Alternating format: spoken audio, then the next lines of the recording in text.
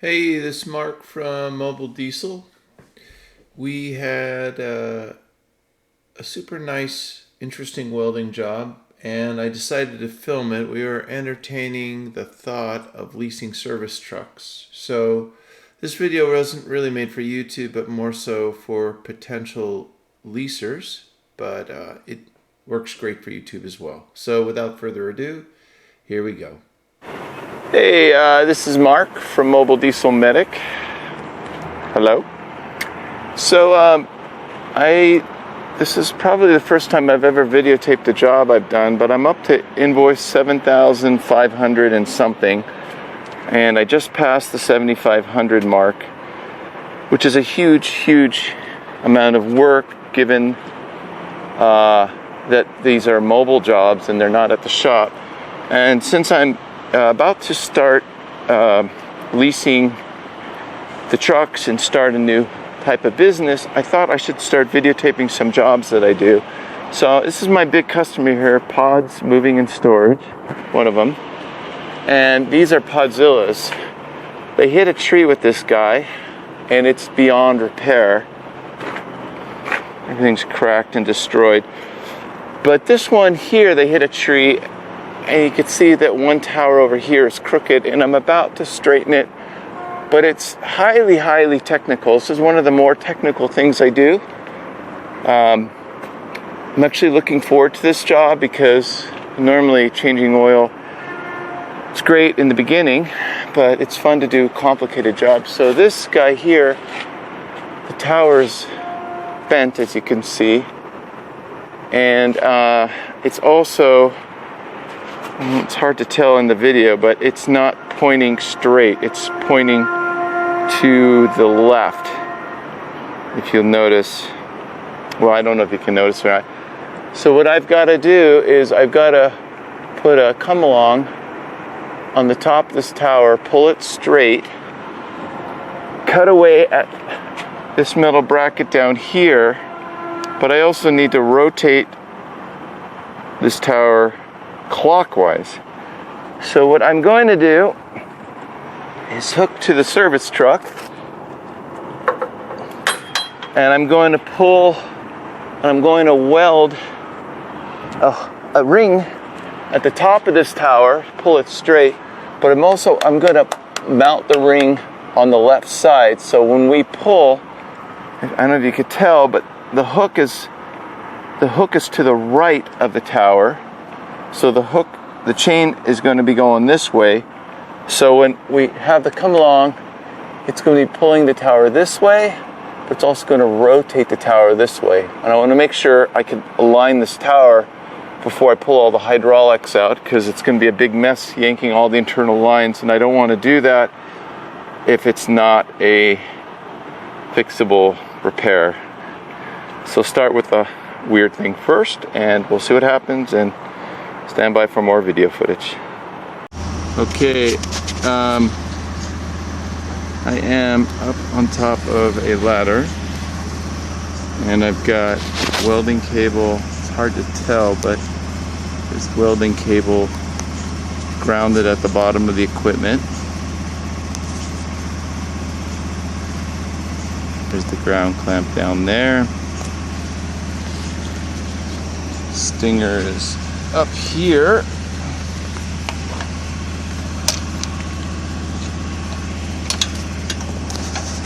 Welding rod in my back pocket. Now I'm about to weld this D-clamp, and then we'll weld the second bolt underneath, because there's going to be a ton of leverage pulled up against this tower to straighten it. Like I said, it's really quite crooked, hard to tell. So we need it welded quite nice. All right, so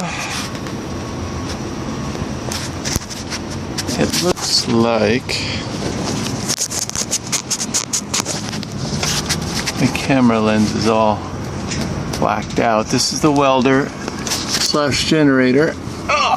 When I'm welding, I use this plug here. It's the inverter. This is the regular 110 plug. I'm about to do something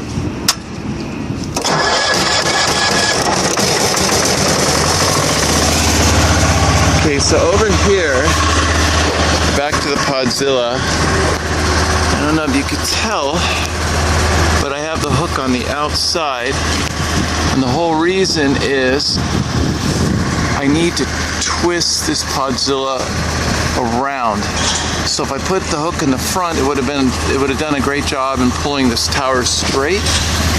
But I also need a wraparound to rotate and twist this Podzilla clockwise. So that's what's going on here.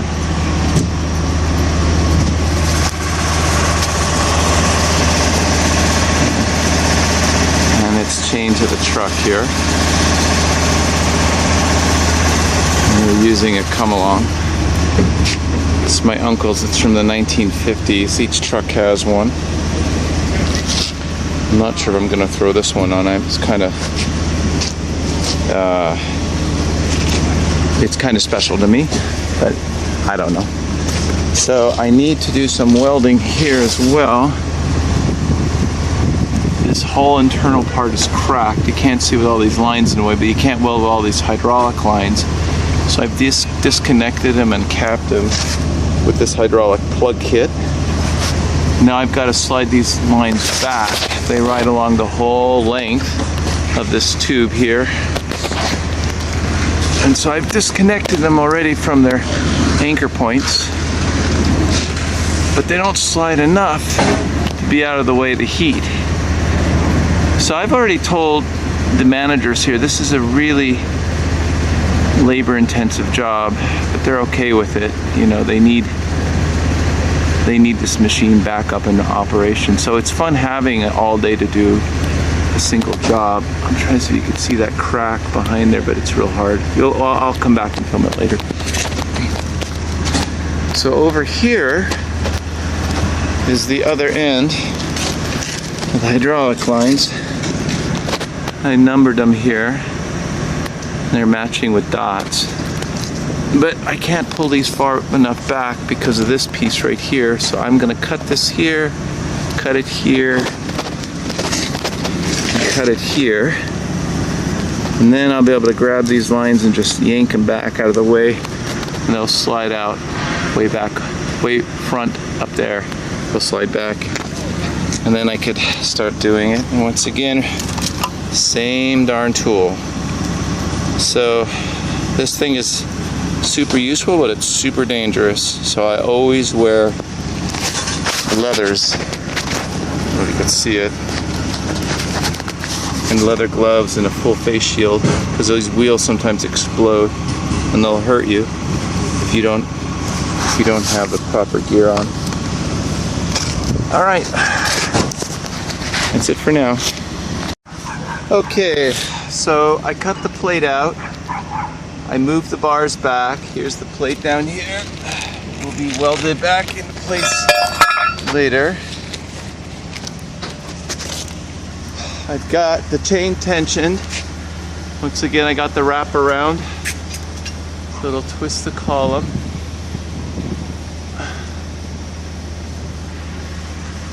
It's pretty tight now. I could tighten it a lot more, but what I'm looking to do is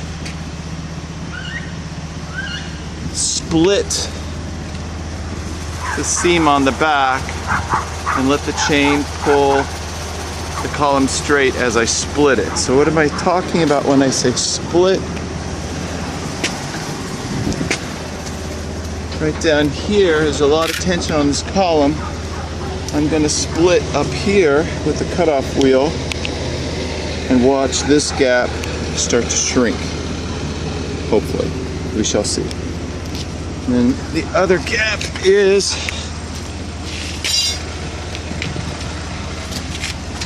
right in there. That's the other one that's got to close up. All right.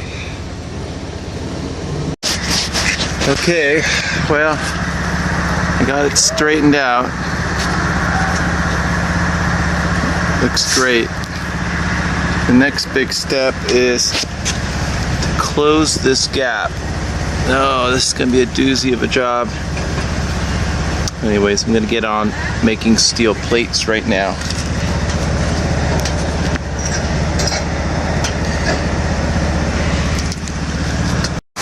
Okay, so I am back for day 2.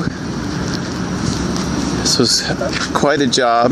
I just finished it. If you see, they are now straight, the towers. I had to split open the whole base.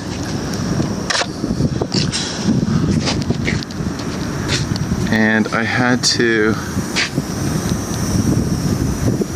put 3 diagonals going across because essentially I had to split it like this. And I also had to cut it up here. This is all done with stick. It's a little sloppier than MIG. But it's what the truck has. It's quite strong. I also had to split it here. So I put quite a thick plate here as well. It's hard to tell because I painted it now, but I don't know if you can tell or not. Also inside here was another weld. And I just found out now they hit a tree on both towers. I didn't even know. So there's a crack over here, of course. And I just found out that this tower is also off. It's not off by a lot, but probably gonna pull this tower straight too, but this one won't be that big of a deal. All right, fun. I'm pulling this tower straight now. Anyways, that's really about it. It just goes and goes. I left a lot of the video out of it.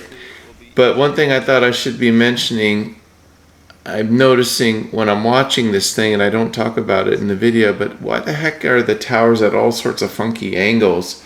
Sometimes they're pointing straight, sometimes they're all pointing backwards, forwards. The equipment is designed to cradle a Podzilla, almost like a spider cradles an egg sac, and it's got to go on multiple hills, terrain, that sort of thing, and they got to angle the Podzilla to compensate for the angle of the driveway, pavement, that sort of thing. So it's very versatile. And I was just pointing the towers opposite of the pole using the equipment. And that's why you see them at all sorts of different angles. All right, well, it was a fun job and I guess fun to make this video. Thank you.